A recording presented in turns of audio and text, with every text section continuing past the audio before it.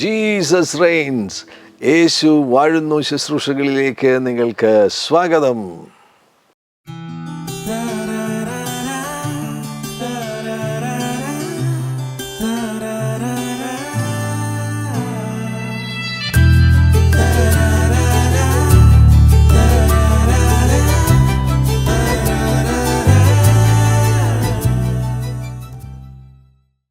കൊയ്ത്തുകാലം, harvest season. യോഹന്നാന്റെ സുവിശേഷം 4-ാമത്തെ അധ്യായം 35-ാമത്തെ വാക്യം.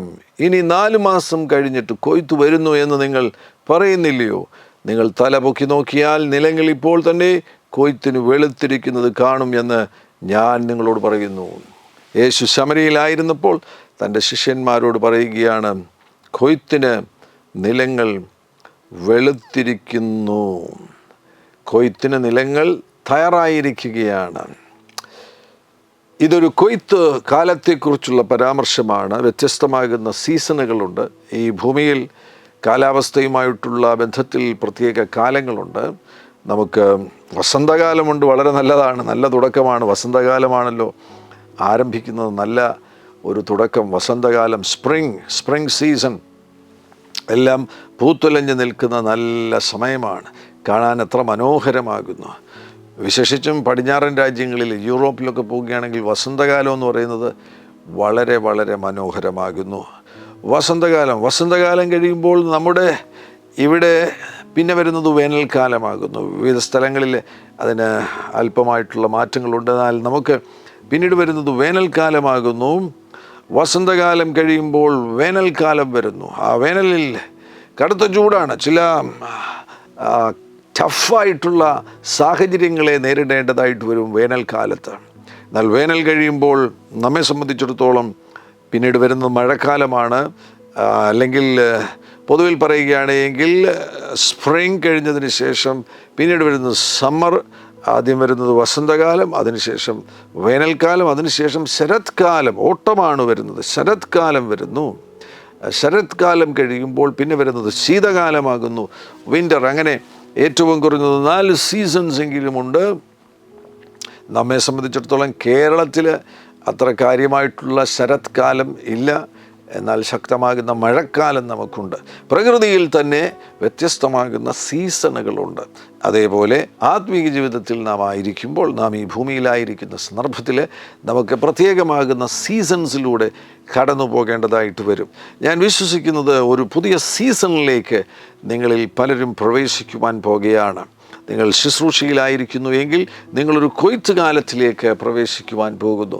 മറ്റു ചില മേഖലകളിൽ പ്രവർത്തിക്കുന്നവരാകുന്നുവെങ്കിൽ ചിലപ്പോൾ നിങ്ങളൊരു സംഭരിക്കലിൻ്റെ സീസണിലേക്ക് പ്രവേശിക്കുവാൻ പോകുന്നു. ഒരു ഗ്യാതറിങ്ങിൻ്റെ സീസണിലേക്ക്, കൂട്ടിവെക്കുന്ന ഒരു ശേഖരിക്കലിൻ്റെ സീസണിലേക്ക് ചിലർ പ്രവേശിക്കുവാൻ പോകുന്നു. ആ സീസണിൽ നല്ല സീസൺസുമുണ്ട്, ചില സന്ദർഭങ്ങളിൽ വളരെ കഠിനമാകുന്ന സീസൺസുമുണ്ട്, ചിലപ്പോൾ വളരെ ആയാസരഹിതമാകുന്ന സീസൺസുണ്ട്. അങ്ങനെ വ്യത്യസ്തമാകുന്ന സീസണുകൾ അതിലൂടെ നമ്മൾ കടന്നു പോകേണ്ടതായിട്ട് വരും. യേശുവിടെ ശിഷ്യന്മാരോട് പറയുന്നത്, ഒരു പുതിയ സീസൺ നിങ്ങൾക്ക് ആരംഭിക്കുവാൻ പോകുകയാണ്.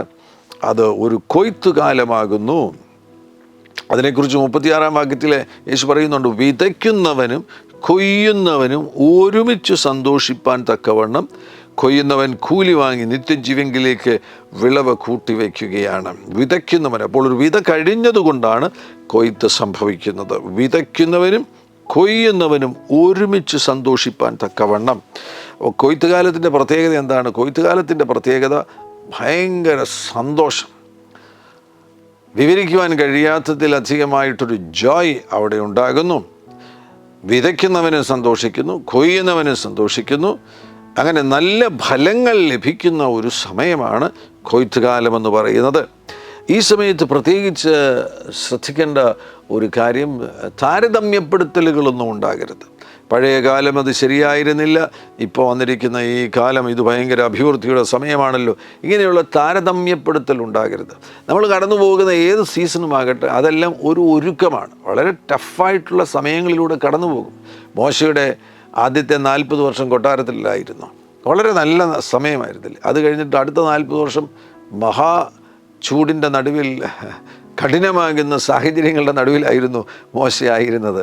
എന്നാൽ ആ സീസണുകളെല്ലാം ആവശ്യമാണ്. എങ്കിൽ മാത്രമേ അവസാനത്തെ ആ സീസൺ 40 years ഭയങ്കര ഹാർവസ്റ്റിലായിരുന്നു. ഇസ്രായേൽ മക്കളെ മിസ്രൈമിൽ നിന്ന്, അല്ലെങ്കിൽ മിസ്രൈമിലായിരുന്ന അബ്രഹാമിൻ്റെ സന്തതികളെ മുഴുവൻ അവിടെ നിന്ന് പുറപ്പെടുവിച്ചു കൊണ്ടുവന്ന് അവരെ ഒരു നേഷനാക്കുക, അവരെ ഒരു രാജ്യമാക്കുക എന്നുള്ള ഒരു വലിയ ദൗത്യം നിർവഹിക്കുവാൻ വേണ്ടി ആ ടഫ് സീസൺ ആവശ്യമായിരുന്നു. നിങ്ങൾ ചിലർ കടന്നു പോകുന്ന വളരെ കഠിനമാകുന്ന ചില സമയങ്ങളുണ്ടല്ലോ, ആ സമയങ്ങളിലൂടെയാണ് ഒരുക്കങ്ങൾ നടക്കുന്നത്, പ്രിപ്പറേഷൻസ് നടക്കുന്നത്, ഒരുപാട് മാറ്റങ്ങൾ സംഭവിക്കുന്നത്. ഞാനിപ്പോൾ ഏകദേശം 32 വർഷങ്ങളായിട്ട് പ്രസംഗിക്കുകയാണ്. എനിക്കറിയാം, ആരംഭ സമയങ്ങളിൽ ശുശ്രൂഷയിലേക്ക് പ്രവേശിച്ച സമയത്ത് തുടക്കത്തിൽ, അവിടെ ആ തുടക്കമെന്ന് പറയുന്നത് ശ്രമകരമാകുന്നൊരു സമയമായിരുന്നു. ആരംഭത്തിൽ നമുക്കൊരു ആരംഭം കിട്ടുവാൻ വേണ്ടി, ഒരു സ്റ്റാർട്ട് കിട്ടുവാൻ വേണ്ടി, ഒരു ആരംഭം കിട്ടുവാൻ വേണ്ടിയുള്ള ഒരു സമ്മർദ്ദമുണ്ടല്ലോ, ഇതൊരു പ്രസവ വേദനയാണ്. അങ്ങനൊരു സീസണായിരുന്നു. അത് കഴിഞ്ഞതിന് ശേഷം, ഒരു സ്റ്റാർട്ട് കിട്ടിയതിന് ശേഷം ഓട്ടമൊന്ന് ക്രമത്തിലായി. ശുശ്രൂഷകൾ മുന്നോട്ട് പോകുന്നു, വിജയകരമായി മുന്നോട്ട് പോകുമ്പോൾ ടഫ് സമയങ്ങൾ വന്നു, എതിർപ്പുകൾ വന്നു, നല്ല സംഘർഷങ്ങൾ വന്നു, നല്ല പിരിമുറുക്കങ്ങൾ വന്നു. വല്ലാത്ത സംശയങ്ങൾ ഹൃദയത്തിൽ തോന്നിയ നിമിഷങ്ങളുണ്ട്. ഇതിൽ ഞാൻ ദൈവത്തിൻ്റെ വിളി കേട്ട് തന്നെയാണോ ഇറങ്ങിയത്, അങ്ങനെയൊക്കെയുള്ള സംശയങ്ങൾ തോന്നിയ സമയങ്ങളുണ്ട്. കാരണം എനിക്ക് പ്രിയപ്പെട്ട എൻ്റെ ബന്ധുക്കളൊക്കെയും പല മേഖലകളിൽ നല്ല സ്വസ്ഥതയിലും അഭിവൃദ്ധിയിലുമായിരിക്കുന്നു. അവരൊക്കെ വിദേശ രാജ്യങ്ങളിലായിരിക്കുന്നു. അവരെല്ലാം ചെയ്യുന്ന ജോലികളിൽ നല്ല വിജയം അവർക്ക് ലഭിക്കുന്നു. ഇതൊക്കെ വെച്ച് ഞാൻ താരതമ്യപ്പെടുത്തുവാൻ തുടങ്ങിയപ്പോൾ ആ ടഫ് സീസണ് കൂടുതൽ ടഫായി തീരുകയുണ്ടായി. ഒരിക്കലും താരതമ്യപ്പെടുത്തരുത്. ഒരു സീസണെയും വേറൊരു സീസണുമായിട്ട് താരതമ്യപ്പെടുത്തരുത്. മറ്റൊരാളിനെയും നിങ്ങളെയും തമ്മിൽ ഒരിക്കലും നിങ്ങൾ താരതമ്യപ്പെടുത്തരുത്. താരതമ്യപ്പെടുത്തി കഴിഞ്ഞാൽ നമുക്ക് മത്സരമുണ്ടാകും, കോമ്പറ്റീഷൻ ഉണ്ടാകും. Comparison brings competition. വേറൊരാളുമായിട്ട് എൻ്റെ ജീവിതത്തെ താരതമ്യപ്പെടുത്തേണ്ട കാര്യമില്ല. എന്നെപ്പോലെ പ്രസംഗിക്കുന്ന ഒരാളുടെ ജീവിതവുമായിട്ട് അദ്ദേഹത്തിനുണ്ടാകുന്ന വിജയങ്ങൾ, അദ്ദേഹത്തിനുണ്ടാകുന്ന പരാജയങ്ങൾ, ഇതൊക്കെ ബന്ധപ്പെടുത്തിക്കൊണ്ട്, അല്ലെങ്കിൽ ഇതുമായിട്ടൊക്കെ സമാന്തരപ്പെടുത്തിക്കൊണ്ട് താരതമ്യപ്പെടുത്തേണ്ട കാര്യമില്ല. ഓരോരുത്തരും നിസ്തുലമാകുന്നു, യുണീക്കാകുന്നു. നിങ്ങൾ വ്യത്യസ്തരാകുന്നു, നിങ്ങൾ നിസ്തുലതയുള്ളവരാകുന്നു. മറ്റൊരാളിൽ നിന്ന് നിങ്ങൾ വളരെ വളരെ വ്യത്യസ്തമാകുന്നു. വേറൊരാളിൽ സംഭവിക്കുന്നത് പോലെ ഒരു കാര്യം നിങ്ങളിൽ സംഭവിക്കേണ്ട കാര്യമില്ല. നിങ്ങളിൽ കാര്യങ്ങൾ സംഭവിക്കുമ്പോൾ വ്യത്യസ്തമായിട്ടായിരിക്കും സംഭവിക്കുന്നത്.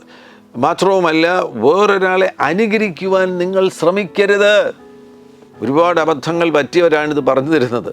മറ്റുള്ളവർ ചെയ്യുന്നത് പോലെ ഓരോ കാര്യങ്ങൾ ചെയ്യുവാൻ വേണ്ടി, അനുകരിക്കുവാൻ വേണ്ടി ശ്രമിച്ച് ഗുരുതരമാകുന്ന പ്രതിസന്ധിയിൽ ചെന്ന് ചാടിയിട്ടുള്ള സാഹചര്യങ്ങൾ ഞാൻ ഓർക്കുന്നുണ്ട്. വേറൊരാളിനെ അനുകരിക്കുവാൻ വേണ്ടി ശ്രമിക്കരുത്. അദ്ദേഹം പ്രസംഗിക്കുന്നത് പോലെ പ്രസംഗിക്കാൻ വേണ്ടി ഒരു ശ്രമം നടത്തരുത്. ചിലപ്പോൾ ഒരു ആളുമായി സഹകരിക്കുമ്പോൾ അദ്ദേഹം പ്രസംഗിക്കുന്നത് പോലെ അറിയാതെ നമ്മൾ പ്രസംഗിച്ചു പോകും. അതല്ല ഞാൻ പറയുന്നത്. മനഃപൂർവ്വമായിട്ട് വേറൊരാളിനെ അനുകരിക്കുവാൻ വേണ്ടി ശ്രമിക്കരുത്. ആ ആൾ ചെയ്യുന്നത് പോലൊരു കാര്യം ചെയ്യുവാൻ വേണ്ടി ദൈവം പറഞ്ഞിട്ടുണ്ടെങ്കിൽ ചെയ്യണം. അതല്ല അദ്ദേഹം അത് ചെയ്തു, അതുകൊണ്ട് എനിക്കും ചെയ്യാമെന്നുള്ള നിലപാടുകൾ ചിലപ്പോൾ അപകടങ്ങൾ വിളിച്ചു വരുത്തുവാൻ സാധ്യതയുണ്ട്. കമ്പാരിസൺ, താരതമ്യപ്പെടുത്തേണ്ട കാര്യമില്ല. താരതമ്യപ്പെടുത്താതെ നിങ്ങൾക്ക് വേണ്ടിയുള്ള ഒരു സീസൺ ചേഞ്ച് വന്നിരിക്കുന്നുവെങ്കിൽ ആ സീസൺ ചേഞ്ചിന് അനുസരിച്ച് ചില മാറ്റങ്ങൾക്ക് തയ്യാറായി. ആ സീസൺ വരുന്നുണ്ടെങ്കിൽ ഒരു അഡാപ്റ്റബിലിറ്റി ഉണ്ട്. പഴയ സീസണിൽ നിന്ന് ഒരു പുതിയ സീസണിലേക്ക് വരുമ്പോൾ ആ പുതിയ സീസണുമായിട്ട് നമ്മളൊന്ന് ചേർന്ന് വരേണ്ടത് ആവശ്യമാണ്. അതിന് ചില അഡ്ജസ്റ്റ്മെൻറ്റുകൾ, അല്ലെങ്കിൽ അത് മനസ്സിലാക്കി ആ വെളിപ്പാടുകളുടെ തലങ്ങളിലേക്ക് ഒന്ന് കയറിപ്പോകേണ്ടത് ആവശ്യമാണ്. കഴിഞ്ഞ നാളുകളിൽ ആയിരുന്നതുപോലെ അല്ലല്ലോ ഇപ്പോൾ കാര്യങ്ങൾ സംഭവിക്കുന്നത്. ഒരു മാറ്റം സംഭവിച്ചിരിക്കുന്നുവല്ലോ. അതിനനുസരിച്ച് നമ്മിൽ തന്നെ, നമ്മുടെ ചിന്താരീതികൾക്കും നമ്മുടെ അതിനോടുള്ള സമീപനങ്ങൾക്കുമൊക്കെ ഒരു മാറ്റം വരുത്തേണ്ടത് ആവശ്യമാണ്. ഒരു പുതിയ സീസൺ കർത്താവ് ആരംഭിക്കുന്നു. ആ പുതിയ സീസൺ പലർക്കും അതൊരു കൊയ്ത്തിൻ്റെ സീസണാകുന്നു. അത് കൊയ്ത്തിൻ്റെ സീസണാകുന്നുവെങ്കിൽ കൊയ്ത്തിൻ്റെ സീസണിൻ്റെ പ്രത്യേകതയാണ്. വചനം നിങ്ങൾ ശ്രദ്ധിച്ച് പഠിക്കുമ്പോൾ നമുക്ക് കാണാൻ കഴിയുന്നുണ്ട്. ഇസ്രായേൽ മക്കൾക്ക് കൊയ്ത്തുണ്ടായിരുന്നു. ലേവ്യാപുസ്തകത്തിൽ അവർക്ക് കൊയ്ത്തിൻ്റെ ഒരു ഉത്സവം തന്നെ ഉണ്ടായിരുന്നു. 23-ാമത്തെ അധ്യായം ലേവ്യാപുസ്തകത്തിൽ അവിടെ കാണാൻ കഴിയുന്നുണ്ട്. അവിടെ 7 ഉത്സവങ്ങളെക്കുറിച്ച് പറഞ്ഞിട്ടുണ്ട്. ആ 7 ഉത്സവങ്ങളിൽ അവരുടെ ഒരു പ്രധാനപ്പെട്ട ഉത്സവമായിരുന്നു കൊയ്ത്തുത്സവം. ആ കൊയ്ത്തുത്സവത്തിന് പെന്തക്കോസ്ത് എന്നായിരുന്നു വിളിച്ചിരുന്നത്, അല്ലെങ്കിൽ അതിനെ ഫീസ്റ്റ് ഓഫ് വീക്സ് എന്ന് അങ്ങനെയും വിളിച്ചിട്ടുണ്ട്. ആ നിലയിലുള്ള ആ പെന്തക്കോസ്ത് അതൊരു കൊയ്ത്തുത്സവമായിരുന്നു.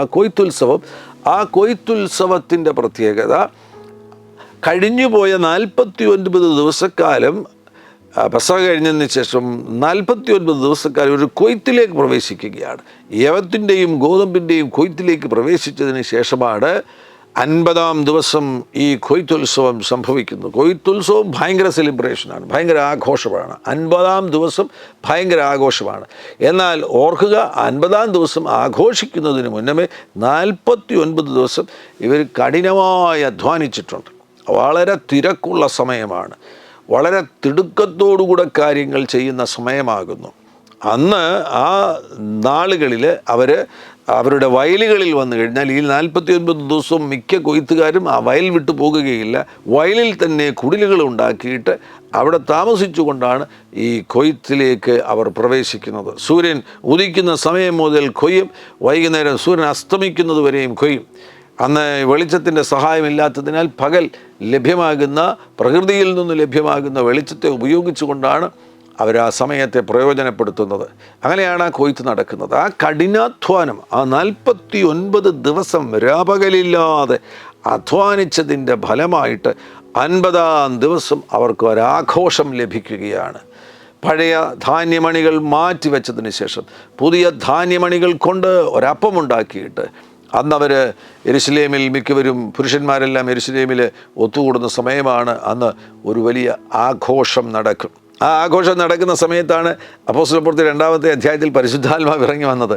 അന്ന് ഈ യഹൂദന്മാരെല്ലാം ലോകരാജ്യങ്ങളിൽ നിന്നെല്ലാം യെരുശലേമിൽ പെന്തക്കോസ്തിന് വേണ്ടി ഒരുമിച്ച് കൂടിയ ആ പ്രത്യേക സന്ദർഭത്തിൽ ആയിരക്കണക്കിന്, ചിലപ്പോൾ 10,000-കണക്കിന് ആളുകൾ അവിടെ ഉണ്ടായിരുന്നു എന്ന് നമുക്ക് വിശ്വസിക്കാം.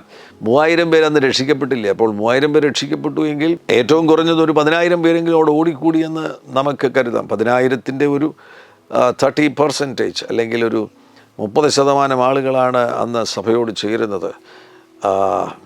അല്ലെങ്കിൽ അതിൽ കുറവായിരിക്കും, 5000 പേരായിരിക്കും. എന്തായാലും ഒരു 3000-ൽ കൂടുതൽ ആളുകൾ അവിടെ ഓടിക്കൂടി. 3000-ഓളം ആളുകളാണ് ഒരു തീരുമാനത്തിലേക്ക് എത്തിച്ചേർന്നത്. അതൊരു വലിയ കൊയ്ത്തായിരുന്നു. ലോകത്തിൽ ഇന്ന് വരെ സംഭവിച്ചിട്ടില്ലാത്ത ഒരു പുതിയ തരം കൊയ്ത്ത് അവിടെ സംഭവിക്കുകയാണ്. ദൈവസഭയിലേക്ക് ഒന്നാമത് നടന്ന കൊയ്ത്തായിരുന്നു അത്. പെന്തക്കോസ്ത് ദിനത്തിലാണ് സംഭവിച്ചത്. അതൊരു ശേഖരിക്കലായിരുന്നു, ഒരു സംഭരിക്കലായിരുന്നു. നീണ്ട നാളുകൾ കർത്താവാകുന്ന യേശുക്രിസ്തു വിതച്ച ആ വിതയ്ക്ക് ഒരു കൊയ്ത്ത്. അവിടുന്ന് ആ വിതയുടെ ഏറ്റവും ക്ലൈമാക്സ് എന്ന് പറയുന്നത് കാൽവറി ക്രൂശിൽ അവിടുന്ന് ഒരു ഗോതമ്പ് മണി നിലത്തു വീണ് ചാകുന്നത് പോലെ നമുക്ക് വേണ്ടി വിതയ്ക്കപ്പെടുകയുണ്ടായി. ആ വിതയുടെ ഒരു വലിയ കൊയ്ത്താണ് അപ്പോസ്തലപ്രവൃത്തി 2-ാമത്തെ അധ്യായത്തിൽ സംഭവിക്കുന്നത്. ഈ ശബ്ദം കേൾക്കുന്ന നിങ്ങളിൽ ചിലരുടെ ജീവിതത്തിൽ ഒരു കൊയ്ത്തുകാലം വന്നിരിക്കുകയാണ്. കഴിഞ്ഞുപോയ നീണ്ട നാളുകൾ അധ്വാനിച്ചു, പ്രാർത്ഥിച്ചു, പല മേഖലകളിൽ നിങ്ങൾ നന്നായി ശ്രമിച്ചു. ആ ശ്രമങ്ങളുടെയും തിരക്കിൻ്റെയും തിടുക്കത്തിൻ്റെയും അധ്വാനത്തിൻ്റെയും ഒക്കെ ഒരു നല്ല സമയം വന്നിരിക്കുന്നു. ഒരു കൊയ്ത്ത് സമയത്തിലേക്ക് എത്തിയിരിക്കുകയാണ്. ആ കൊയ്ത്തിലേക്ക് നിങ്ങൾ പ്രവേശിക്കുന്ന ഈ സമയം തിരിച്ചറിഞ്ഞുകൊണ്ട്, ഈ സീസണെ തിരിച്ചറിഞ്ഞുകൊണ്ട് വിധേയപ്പെടുത്തി കൊടുക്കുകയാണെങ്കിൽ ഒരു വലിയ കൊയ്ത്ത് നിങ്ങളുടെ കൈകളാൽ തന്നെ സംഭവിക്കുവാൻ പോകുന്നു. എന്നാൽ പലരും ഈ കൊയ്ത്തിനെ മാറ്റിവെക്കുവാൻ സാധ്യതയുണ്ട്. ഇവിടെ കർത്താവ് തന്നെ അവരോട് പറയുമ്പോൾ 4 മാസം കഴിഞ്ഞിട്ട് എന്ന് പറയുമ്പോൾ ഇത് അവരുടെ ഒരു സമീപനമാണ്, പലരുടെയും സമീപനമാണ്. അവർ മാറ്റിവെക്കുകയാണ്. എന്നാണ് കൊയ്ത്ത്? 4 മാസം കഴിഞ്ഞിട്ട്. എന്നാണ് കൊയ്ത്ത്? 5 മാസം കഴിഞ്ഞിട്ട്. എന്നാണ് കൊയ്ത്ത്? 2 വർഷം കഴിഞ്ഞിട്ട്. അവരുടെ മുൻപിൽ ഇപ്പോൾ വെളിപ്പെടേണ്ട ഒരു ദൈവപ്രവൃത്തിയെ അവർ മാറ്റിവെക്കുകയാണ്, താമസിപ്പിക്കുകയാണ്. അപ്രതീക്ഷിത വൈകലുകളും ഉണ്ടാകുവാൻ സാധ്യതയുണ്ട്. തിടുക്കത്തോടുകൂടെ പ്രവേശിക്കുവാൻ വേണ്ടി, കൊയ്ത്തിലേക്ക് പ്രവേശിക്കുവാൻ എനിക്കൊരു ന്യൂ സീസൺ വെളിപ്പെട്ടിരിക്കുകയാണ്, അതിനാൽ ഞാൻ എൻ്റെ കൊയ്ത്തിലേക്ക് പ്രവേശിക്കുകയാണ് എന്ന് തീരുമാനമെടുക്കുന്നവരുടെ ജീവിതത്തിലും അപ്രതീക്ഷിത വൈകലുകൾ വരുവാൻ സാധ്യതയുണ്ട്. അവരൊരിക്കലും പ്രതീക്ഷിക്കാത്ത നിലയിലുള്ള വൈകലുകൾ വരുവാൻ സാധ്യതയുണ്ട്. എന്തെങ്കിലും തടസ്സങ്ങളുടെ മുൻപിലാണ് നിങ്ങളായിരിക്കുന്നത് എങ്കിൽ പരിശോധിച്ച് നോക്കണം. ആ തടസ്സങ്ങൾ എങ്ങനെ വന്നു എന്ന് പരിശോധിച്ച് നോക്കണം. ആ തടസ്സങ്ങൾ സാധാരണഗതിയിൽ ദൈവത്തിൽ നിന്ന് വരാറില്ല. ആ തടസ്സങ്ങൾ പൈശാചികമാകുന്നുവെങ്കിൽ തീർച്ചയായിട്ടും നിങ്ങൾ അതിൻ്റെ മേൽ ജയമേറ്റെടുക്കേണ്ടത് ആവശ്യമാണ്. പൈശാചികമാണെങ്കിൽ നമുക്ക് തീർച്ചയായിട്ടും ജയമേറ്റെടുക്കുവാൻ കഴിയും. ദൈവം തടയുന്നതാകുന്നു എങ്കിൽ അവിടെ മറ്റൊരു വഴി കർത്താവ് നമുക്കൊരു തുറന്നിട്ടിട്ടാണ് ഇവിടെ നമ്മളെ സ്റ്റോപ്പ് ചെയ്യുന്നത്. ആ സീൽ വചനം പ്രസംഗിക്കരുത് എന്ന് പറയുമ്പോൾ വേറൊരു വഴി തുറന്നിട്ടിരിക്കുകയാണ്. മാസിഡോണിയയിലേക്കുള്ള വഴി തുറന്നിട്ടിരിക്കുകയാണ്. പിശാച് അടയ്ക്കുമ്പോൾ 4 വശവും അങ്ങ് അടയ്ക്കും. നമുക്ക് ചലിക്കാൻ കഴിയാത്ത നിലയിലായിരിക്കും പിശാച് അടയ്ക്കുവാൻ വേണ്ടി ശ്രമിക്കുന്നത്. അവൻ അടയ്ക്കുവാൻ അനുവാദം കൊടുക്കരുത്. അവൻ അടയ്ക്കുവാൻ വേണ്ടി ശ്രമിക്കുകയാണെങ്കിൽ അതിനെ തകർക്കുവാൻ നിനക്ക് വളരെ ലളിതമായ നിലയിൽ കഴിയും. യേശുവിൻ നാമത്തിൽ എല്ലാ തടസ്സങ്ങളെയും ജയിച്ചുകൊണ്ട് മുന്നേറുന്നവരായി തീരണമെന്നാണ് കർത്താവ് നമ്മെക്കുറിച്ച് ആഗ്രഹിക്കുന്നത്. അപ്രതീക്ഷിത വൈകലുകൾ മാത്രമല്ല, മുൻഗണനകൾ തെറ്റിപ്പോകുകയാണെങ്കിൽ അതുമൂലം വൈകലുകൾ സംഭവിക്കുവാൻ സാധ്യതയുണ്ട്. ദൈവകാര്യങ്ങൾക്ക് വിളിക്കപ്പെട്ടിരിക്കുന്നൊരു വ്യക്തിയാകുന്നു എങ്കിൽ അതിന് മുൻഗണന കൊടുക്കാതെ മറ്റു കാര്യങ്ങളിൽ വ്യാപൃതരാകുകയാണ് എങ്കിൽ അതുമൂലം വൈകലുകൾ സംഭവിക്കും. കൃത്യം ദൈവം ഉദ്ദേശിച്ചിരിക്കുന്ന സമയത്ത് കാര്യം നടക്കത്തില്ല. നമ്മൾ വൈകിപ്പിക്കുന്നതാണ്. നമ്മൾ ആ കാര്യങ്ങൾ വൈകിപ്പിക്കുകയാണ്. ഈ ഇസ്രായേൽ ജനത്തെ സംബന്ധിച്ചിടത്തോളം അവർക്ക് ദൈവം കൊടുക്കുവാൻ ആഗ്രഹിച്ചിരുന്ന രാജാവ് ദാവീദായിരുന്നു. ദാവീദിനെയാണ് ദൈവം അവർക്ക് കൊടുക്കുവാൻ വേണ്ടി ആഗ്രഹിച്ചത്. എന്നാൽ അവരതിനു മുന്നമേ തന്നെ അവരുടെ ആഗ്രഹം പ്രകടിപ്പിച്ച് ഞങ്ങൾക്ക് രാജാവിനെ വേണമെന്ന് പറഞ്ഞ് മൽപ്പിടുത്തം നടത്തിയാണ് ശൗലിനെ അവർ സ്വീകരിച്ചത്. അതുമൂലം അവർക്ക് ദാവീദിനെ ലഭിക്കേണ്ടതിന് സമയം വൈകിപ്പോകുകയുണ്ടായി. കിട്ടേണ്ട ആ സമയത്ത് അവർക്ക് ലഭിക്കുവാൻ കഴിയാത്ത നിലയിൽ ദാവീദിനെ അല്ലെങ്കിൽ ദൈവഹിതപ്രകാരമുള്ള രാജാവിനെ ലഭിക്കേണ്ടതിനുള്ള വൈകിപ്പിക്കലുകൾ സംഭവിക്കുകയുണ്ടായി. നമ്മുടെ ഭാഗത്തു നിന്ന് തന്നെ മുൻഗണനകൾ തെറ്റിപ്പോകുകയാണ് എങ്കിൽ ആ മുൻഗണനകൾ മുഖാന്തരമായിട്ട് നമ്മൾ പ്രവേശിക്കേണ്ട കൊയ്ത്തിലേക്ക് നമുക്ക് പ്രവേശിക്കാൻ കഴിയാതെ വരും. പരിശോധിച്ച് നോക്കുക. മുൻഗണനകൾ തെറ്റിപ്പോകുന്നുണ്ടോ? പ്രാർത്ഥനയ്ക്ക് നിങ്ങൾ മുൻഗണന കൊടുക്കുന്നുണ്ടോ? ദൈവജനത്തിന് നിങ്ങൾ മുൻഗണന കൊടുക്കുന്നുണ്ടോ? ഇന്നത്തെ ഈ ലോകം എന്ന് പറയുന്നത് വല്ലാതെ നമ്മുടെ ശ്രദ്ധ പതറിപ്പിക്കുന്ന ഒരു ലോകത്തിലാണ് നമ്മൾ ജീവിക്കുന്നത്. ഡിസ്ട്രാക്ഷൻ എന്ന് പറയുന്നത് ഈ ലോകത്തിൻ്റെ ഇപ്പോഴത്തെ ഒരു സൈൻ ബോർഡായിട്ട് മാറിയിരിക്കുകയാണ്. ഡിസ്ട്രാക്ഷൻ എല്ലാവരെയും പലതിലേക്കും ഡിസ്ട്രാക്റ്റ് ചെയ്യുകയാണ്. ഒന്നിലും ആളുകൾക്ക് ഫോക്കസ്ഡ് ആകുവാൻ കഴിയുന്നില്ല. നിന്നെ ഏൽപ്പിച്ച കാര്യത്തിൽ നിനക്ക് ഫോക്കസ്ഡ് ആകുവാൻ കഴിയുന്നില്ല. ഈ എക്യുപ്മെൻറ്റുകളും സോഷ്യൽ മീഡിയയും അതും ഇതുമെല്ലാം കൂടെ കടന്നു വന്നതിന് ശേഷമായിട്ട് സമയം ലാഭിക്കേണ്ട ഉപകരണങ്ങൾ ഉപയോഗിച്ച് തന്നെ നിൻ്റെ സമയത്തെ നഷ്ടപ്പെടുത്തുന്ന, നിന്നെ ഡിസ്ട്രാക്റ്റ് ചെയ്യുന്ന ഈ ലോകത്തിൽ വളരെ വിവേകത്തോടുകൂടി ആയിരിക്കണം നിൻ്റെ ജീവിതത്തെയും നിൻ്റെ സമയത്തെയും നീ ഉപയോഗിക്കേണ്ടത്. ഞാൻ ഈ കഴിഞ്ഞ ദിവസവും പറഞ്ഞതൊരിക്കൽ കൂടെ ആവർത്തിക്കുകയാണ്. നിങ്ങൾ മണി മാനേജ്മെൻറ്റിൽ വൈദഗ്ധ്യം പ്രാപിക്കണം. നിങ്ങൾക്ക് വിജയികളായി തീരണമെന്ന് ആഗ്രഹമുണ്ടെന്നുണ്ടെങ്കിൽ ഏറ്റവും പ്രധാനപ്പെട്ടൊരു മേഖലയാണ് മണി മാനേജ്മെൻറ്റിൽ നിങ്ങൾക്ക് പ്രാവീണ്യമുണ്ടാകണം. 2, നിങ്ങൾക്ക് ടൈം മാനേജ്മെൻറ്റിൽ നിങ്ങൾക്ക് പ്രാവീണ്യമുണ്ടാകണം. അതിൽ നിങ്ങൾ വൈദഗ്ധ്യം ഉള്ളവരായി തീരണം, ടൈം മാനേജ് ചെയ്യുവാൻ. 3, നിങ്ങൾക്ക് മൈൻഡ് മാനേജ്മെൻറ്റിൽ, മനസ്സിനെ മാനേജ് ചെയ്യുന്നതിൽ, അത് ഞാനൊന്ന് സ്പർശിക്കുകയാണ്. മണി മാനേജ്മെൻറ്റ്. 10,000 രൂപ നിങ്ങൾക്ക് ശമ്പളം ലഭിക്കുന്നു, അല്ലെങ്കിൽ 30,000 രൂപ നിങ്ങൾക്ക് ശമ്പളം ലഭിക്കുന്നുവെങ്കിൽ അതെങ്ങനെ മാനേജ് ചെയ്യണം? വളരെ സൂക്ഷ്മതയോടുകൂടി ആയിരിക്കണം. 30,000 രൂപയാണ് നിങ്ങളുടെ ഇൻകമെങ്കിൽ നിങ്ങൾ പുറത്തൊരു മാസത്തിൽ 1-2 പ്രാവശ്യം പുറത്ത് ഭക്ഷണം കഴിക്കാൻ വേണ്ടി പോകുന്നുണ്ടെങ്കിൽ ആ ഭക്ഷണം കഴിക്കുന്ന തുകയ്ക്ക് എത്ര തുക നിങ്ങൾക്ക് 30,000 രൂപയാണ് ഇൻകമെങ്കിൽ അതനുസരിച്ച് നിങ്ങൾ ക്രമീകരിക്കണം. 30,000 രൂപ ശമ്പളമുള്ള ഒരു വ്യക്തി പുറത്ത് ഭക്ഷണം കഴിക്കാൻ പോകുമ്പോൾ 5,000 രൂപയുടെ മീൽസ് എല്ലാവരും കൂടി വലിയ കടയിൽ കയറി കഴിക്കുകയാണെന്നുണ്ടെങ്കിൽ അത് ഒരു റോങ് മണി മാനേജ്മെൻറ്റാണ്. നിങ്ങളുടെ ഇൻകവുമായിട്ടത് ടാലി ആകുന്നില്ല. അവിടെ ശ്രദ്ധിക്കേണ്ടത് ആവശ്യമാണ്. ഇൻകം അനുസരിച്ച് നിങ്ങളുടെ എക്സ്പെൻസസിനെ നിങ്ങൾ ക്രമീകരിക്കണം. അവിടെ മണി മാനേജ്മെൻറ്റ് വരുമ്പോൾ എപ്പോഴും ഓർത്തുകൊള്ളുക, നിങ്ങളുടെ പ്രൊഡക്ഷനുമായുള്ള ബന്ധത്തിലാകുന്നു നിങ്ങൾക്ക് റിവാർഡ് ലഭിക്കുന്നത്. റിവാർഡ് എന്ന് പറയുന്നതാണ് നിങ്ങൾക്ക് ലഭിക്കുന്ന പണം എന്ന് പറയുന്നത്. നിങ്ങൾ പ്രൊഡ്യൂസ് ചെയ്യുന്നതിനനുസരിച്ചായിരിക്കും നിങ്ങൾക്ക് റിവാർഡ് ലഭിക്കുന്നത്. ആ റിവാർഡ് ലഭിക്കുമ്പോൾ ഓർത്തുകൊള്ളുക, അത് നിങ്ങൾക്ക് ലഭിക്കുന്ന ആ റിവാർഡിൽ നിന്ന് ഇൻവെസ്റ്റ് ചെയ്യുവാൻ നിങ്ങൾ തയ്യാറാകേണ്ടത് ആവശ്യമാണ്. ഇൻവെസ്റ്റ് ചെയ്യുവാൻ നിങ്ങൾ തയ്യാറായെങ്കിൽ മാത്രമേ നിങ്ങൾക്ക് നിങ്ങളുടെ ഭാവിയെ സുരക്ഷിതമാക്കുവാൻ കഴിയുകയുള്ളൂ. ആമേൻ. അതോടൊന്നിച്ച് തന്നെ ഗിവിങ്ങിന് നിങ്ങൾ തയ്യാറാകണം. ഈ പ്രൊഡ്യൂസ് ചെയ്യുവാൻ വേണ്ടി ദൈവം നിങ്ങൾക്ക് നൽകിയിരിക്കുന്ന ആ ഒരു പ്രത്യേകമാകുന്ന കഴിവ്, താലന്ത്, അവിടെ നൽകിയിരിക്കുന്ന സംരക്ഷണമുണ്ട്. അതിന് നിങ്ങൾ ദൈവത്തിന് കൊടുക്കുവാൻ തയ്യാറാണ്. ഗിവിങ് നിങ്ങളുടെ ഭാഗത്തുണ്ടാണ്. ഗിവിങ് ഉള്ളവർക്കെല്ലാം റിസീവിങ് ഉണ്ട്. കർത്താവ് അവർക്ക് കൊടുക്കും. അത് റിസീവ് ചെയ്യുവാൻ തയ്യാറാകണം. അപ്പോൾ മണിയുമായിട്ടുള്ള ബന്ധത്തിൽ പ്രൊഡ്യൂസ് ചെയ്യുക, ഇൻവെസ്റ്റ് ചെയ്യുക, ഗീവ്, ആൻഡ് ഓൾസോ റിസീവ്. ഈ നിലയിലുള്ള ക്രമീകരണങ്ങളിൽ വളരെ മണി മാനേജ്മെൻറ്റിൽ ദൈവത്തിൽ ആശ്രയിച്ചുകൊണ്ട് അതിൽ വൈദഗ്ധ്യമുള്ളവരായി തീരണമെന്ന് പരിശുദ്ധാത്മാവ് ആഗ്രഹിക്കുന്നു. മറ്റൊരു മേഖലയാണ് നിങ്ങളുടെ ടൈം മാനേജ്മെൻറ്റ് എന്ന് പറയുന്നത്. സമയം വേസ്റ്റ് ചെയ്യരുത്. നിങ്ങളുടെ സമയം നിങ്ങൾ വേസ്റ്റ് ചെയ്യരുത്. ആവശ്യമില്ലാത്ത കാര്യങ്ങളിൽ സമയം വേസ്റ്റ് ചെയ്യരുത്. വർത്തമാനം പറഞ്ഞുകൊണ്ടിരുന്ന മണിക്കൂറുകൾ വേസ്റ്റ് ചെയ്യരുത്. ടൈം മാനേജ് ചെയ്യണം. എപ്പോൾ എഴുന്നേൽക്കണം, എപ്പോൾ ഇന്ന കാര്യം തുടങ്ങണം, എത്ര മണിക്ക് ഇത് ചെയ്യണം. ഈ നിലയിൽ ടൈം മാനേജ്മെൻറ്റിൽ നിങ്ങൾ പ്രത്യേക നിപുണതയുള്ളവരായി കഴിവുള്ളവരായി തീരട്ടെ. മാത്രമല്ല അതോടൊന്നിച്ച് തന്നെ ടൈം മാനേജ്മെൻറ്റ് മാത്രമല്ല, മൈൻഡ് മാനേജ്മെൻറ്റ്. അകത്ത് കോപം, വൈരാഗ്യം, ശത്രുത, പിണക്കം, ബഹളം ഇതെല്ലാം കുത്തി നിറയ്ക്കരുത്. മനസ്സിന് സ്വസ്ഥതയും സമാധാനവും ഉണ്ടെങ്കിൽ മാത്രമേ കൊയ്ത്തുകാലത്തിലെ നല്ല ഫലങ്ങൾ അനുഭവിക്കുവാൻ കഴിയുകയുള്ളൂ. മുൻഗണനകളെ ക്രമീകരിക്കുക. കൊയ്ത്തുകാലം വൈകിപ്പിക്കരുത്. ഒരു വലിയ കൊയ്ത്താണ് കർത്താവ് അയക്കുന്നത്. ആ കൊയ്ത്തുകാലത്ത് നിങ്ങൾ മനഃപൂർവ്വമായിട്ട് അപ്രതീക്ഷിത വൈകിപ്പിക്കലുകളെ കൊണ്ടുവരരുത്, താമസിപ്പിക്കരുത്. തല ഉയർത്തി നോക്കുക.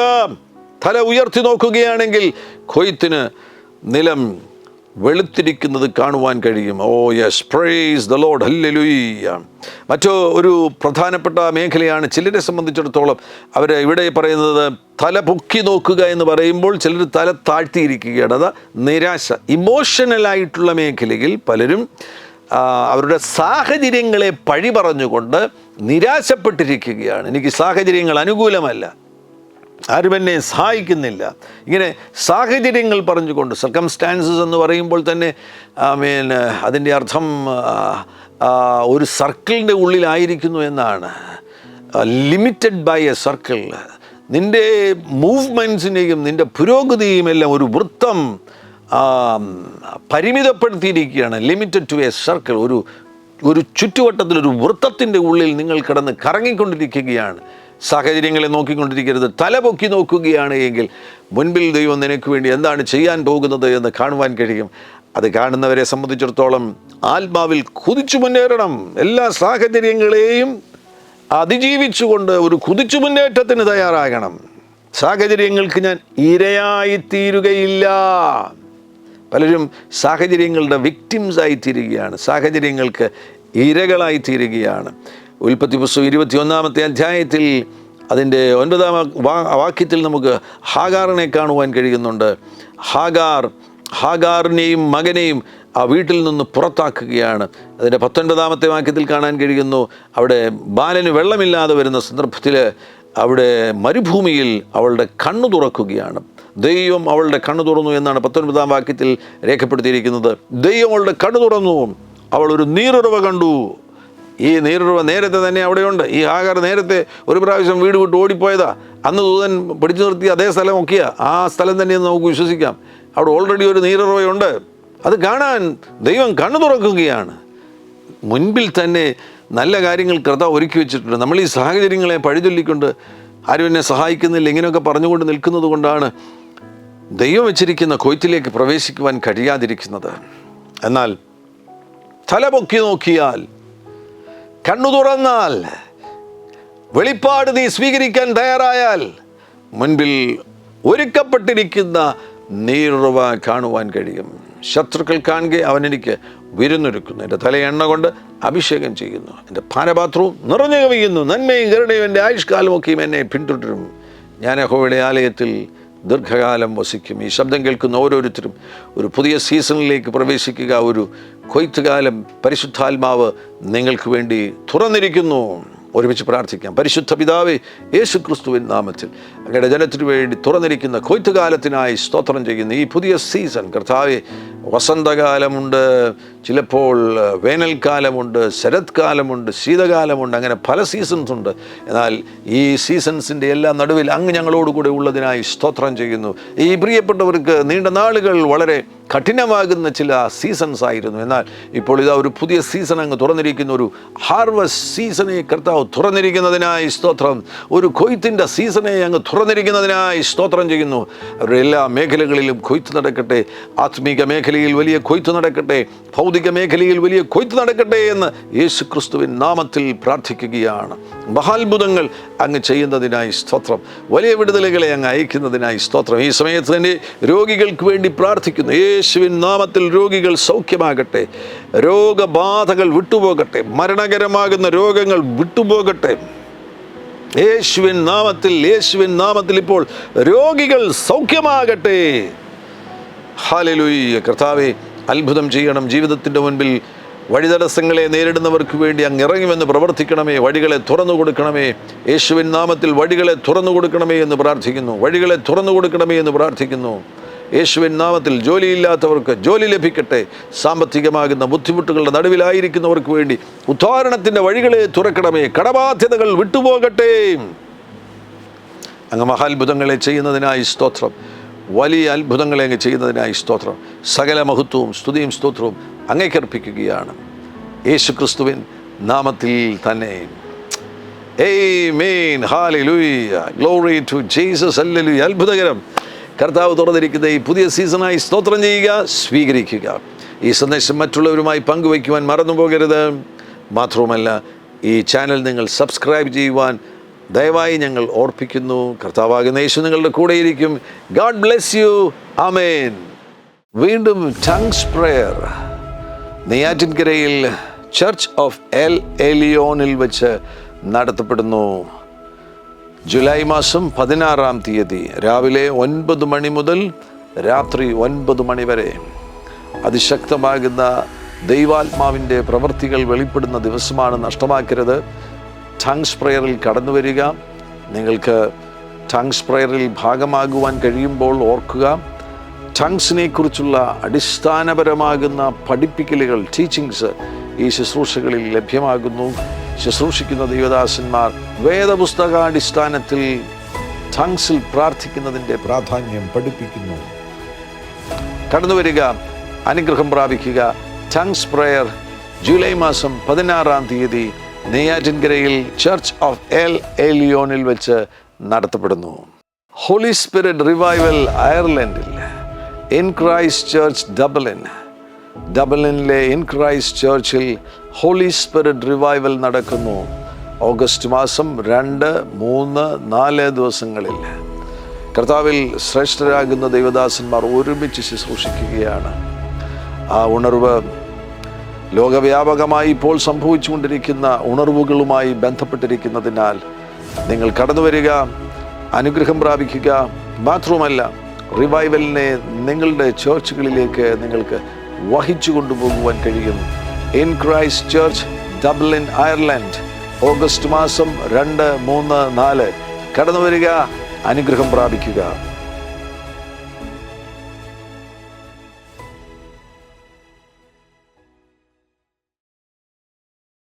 എല്ലാ പ്രഭാതത്തിലും 3 മിനിറ്റ് നീണ്ടു നിൽക്കുന്ന ഒരു ചെറിയ സന്ദേശം വാട്സപ്പിൽ അയക്കുന്നുണ്ട്.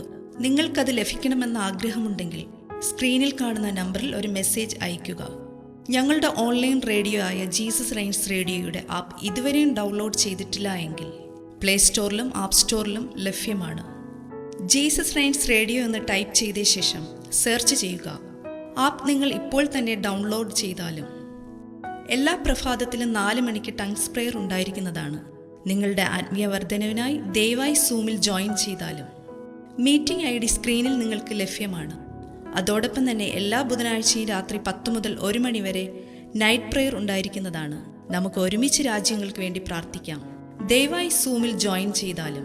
ഈ യൂട്യൂബ് ചാനൽ നിങ്ങൾ ഇതുവരെയും സബ്സ്ക്രൈബ് ചെയ്തിട്ടില്ല എങ്കിൽ ഇപ്പോൾ തന്നെ സബ്സ്ക്രൈബ് ചെയ്യുക. ശേഷം ബെൽ ബട്ടൺ അമർത്താൻ മറക്കല്ലേ. ഈ സന്ദേശം മറ്റുള്ളവരിലേക്ക് അനുഗ്രഹമാകാൻ ഷെയർ ചെയ്താലും. കർത്താവ് നിങ്ങളെ ധാരാളമായി അനുഗ്രഹിക്കട്ടെ.